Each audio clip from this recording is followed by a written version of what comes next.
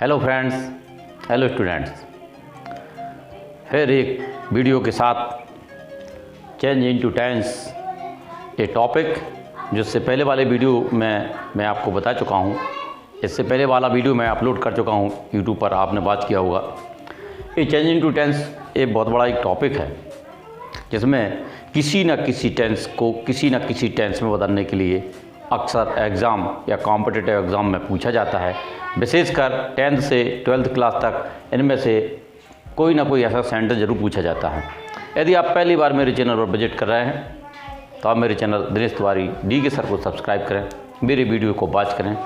और यदि आप प्ले लिस्ट में जाएंगे तो मेरे सारे वीडियो आपको वॉच करने के लिए मिलेंगे। वॉच कर आप मेरा सहयोग भी करें।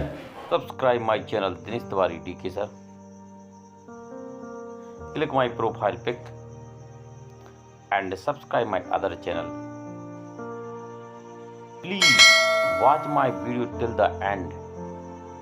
Don't skip my friend. इस वाले टॉपिक में फ्यूचर सिंपल वाला जो सेंटेंस है उसको हमें प्रेजेंट सिंपल में बदलना पड़ता है। कभी कभी प्रेजेंट सिंपल का एक सेंटेंस आता है तो फ्यूचर सिंपल बदलना पड़ता है। कभी कभी ऐसा लिखा होता है कि रिमूव बिल, कभी कभी लिखा होता है कि रिमूव सेल। मतलब उसका वही है कि फ्यूचर सिंपल वाले सेंटेंस को हमें प्रेजेंट सिंपल वाले सेंटेंस में बदलना है। अब यहाँ पर ही जो लिखा है प्रेजेंट सिंपल, तो प्रेजेंट सिंपल का स्ट्रक्चर जो बनाया है, सब्जेक्ट मेन वर्ब फर्स्ट या मेन वर्ब फर्स्ट में SIS प्लस ऑब्जेक्ट। इसमें हेल्पिंग वर्ब नहीं होती जब कोई सेंटेंस होता है। इसमें हेल्पिंग वर्ब तब यूज की जाती है जहाँ डू फॉर इन्फोसिस या नेगेटिव या इंटरोगेटिव का सेंटेंस कभी बनाते हैं तो उसमें डू या डस, ये दो मेन हेल्पिंग वर्ब हैं जिनका प्रयोग हम सेंटेंस में करते हैं। नेगेटिव सेंटेंस, इंटरोगेटिव या डू फॉर इन्फोसिस में। ये जो फ्यूचर सिंपल है इसका स्ट्रक्चर है subject, helping verb, main verb first form और ऑब्जेक्ट। अब इसमें मेन वर्ब फर्स्ट फॉर्म होती है और हेल्पिंग वर्ब में बिल या सेल का प्रयोग किया जाता है। बिल का प्रयोग अधिकांशतः होता है, बहुत सी सेंटेंस में बिल का प्रयोग होने लगा है और लगभग I और B को छोड़ के बाकी सभी प्रोनाउन के साथ में बिल का प्रयोग किया जाता है। अब यहाँ चलते हैं, ये सुनीता विल मेक काइट्स जो लिखा है, इस सेंटेंस को हमें जो है यहाँ पर बदलना है प्रेजेंट सिंपल में। कभी कभी ऐसे मान के लो ये सेंटेंस दे दिया तो यहाँ आ जाएगा रिमूव बिल। सेंटेंस इस प्रकार से भी पूछा जा सकता है, रिमूव बिल।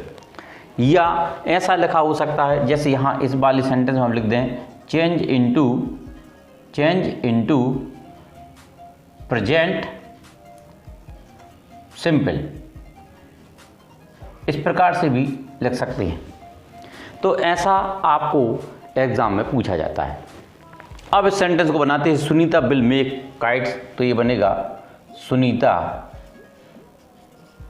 इस बिल को हम हटा देंगे और ये जो है मेक्स हो जाएगा, MAKES मेक्स, और फिर यहाँ लिख दिया जाता है काइट्स। सुनीता मेक्स काइट्स, ये बन गया प्रेजेंट सिंपल का। चूँकि सुनीता थर्ड पर्सन है इसलिए क्रिया में S या ईस का यूज किया जाता है। यहाँ पे ई पहले से था इसलिए केवल S लगाया। ही विल मीट मी, तो यहाँ आ जाएगा ही। बिल को हम फिर से हटाएंगे, रिमूव करेंगे बिल के लिए। यहाँ क्रॉस कर दिया मतलब रिमूव कर दिया। अब यहाँ पे आ जाएगा ही मीट्स मी, ये बन गया प्रेजेंट सिंपल का। अब यहाँ भी वही, ये थर्ड पर्सन का प्रोनाउन है इसलिए यहाँ पर जो है एस का प्रयोग किया गया। आई सेल गो टू मार्केट, यहाँ हम सेल को रिमूव करेंगे तो ये सेंटेंस बनेगा आई और फिर यहाँ पे गो और फिर लिख देंगे two, I go to market. ये प्रेजेंट सिंपल का वाक्य बन गया। आई के साथ में मुख्य क्रिया का पहला रूप है। जहाँ थर्ड पर्सन होते हैं वहाँ पे S या ES का प्रयोग किया जाता है। इसके बाद में they will buy a scooter, यहाँ भी बिल को हम रिमूव करेंगे, हटाएंगे तो दे, और फिर इसके बाद सीधा सीधा बाय ए स्कूटर। ये सेंटेंस बन गया दे वाई ए स्कूटर, ये प्रेजेंट सिंपल का वाक्य बन गया। बी सेल सिंग ए सॉन्ग, तो यहाँ पे ए बनेगा बी, यहाँ सेल को रिमूव करेंगे और फिर यहाँ पे आ जाएगा शिंग, ए शांग। ये प्रेजेंट सिंपल का वाक्य बन गया। यहाँ यदि वाक्य में आ जाएगा रिमूव सेल, तो समझ जाना कि सेल को हटाना है, रिमूव सेल। ठीक उसी प्रकार जैसे हमने बताया रिमूव बिल, तो इस प्रकार से हम रिमूव बिल या रिमूव सेल ऐसा जब आता है तो समझ जाना चाहिए कि हमें प्रेजेंट सिंपल का वाक्य बनाना है यदि रिमूव बिल या रिमूव सेल का होता है। कभी कभी ऐसा आता है कि फ्यूचर सिंपल का वाक्य दे दिया और उन्होंने लिख दिया direct change into present simple, तो प्रेजेंट सिंपल का वाक्य बनाना है। प्रेजेंट सिंपल का जब हम वाक्य बनाते हैं तो हमें विशेष तौर से याद रखना है वर्ब। यदि थर्ड पर्सन है तो मेन वर्ब में एस आई एस लगेगी, और यदि फर्स्ट पर्सन है या सेकंड पर्सन है तो मेन वर्ब में कोई परिवर्तन नहीं होगा, जो कहते हैं फर्स्ट फॉर्म में ही रहेगी, उसमें एस आई एस नहीं होगी। उम्मीद करते हैं कि मेरा ये समझाने का तरीका आपको पसंद आया होगा और मेरी और भी वीडियो आप वॉच कीजिए, जिससे मेरा वॉच टाइम भी बढ़े, मेरा सहयोग करें आप।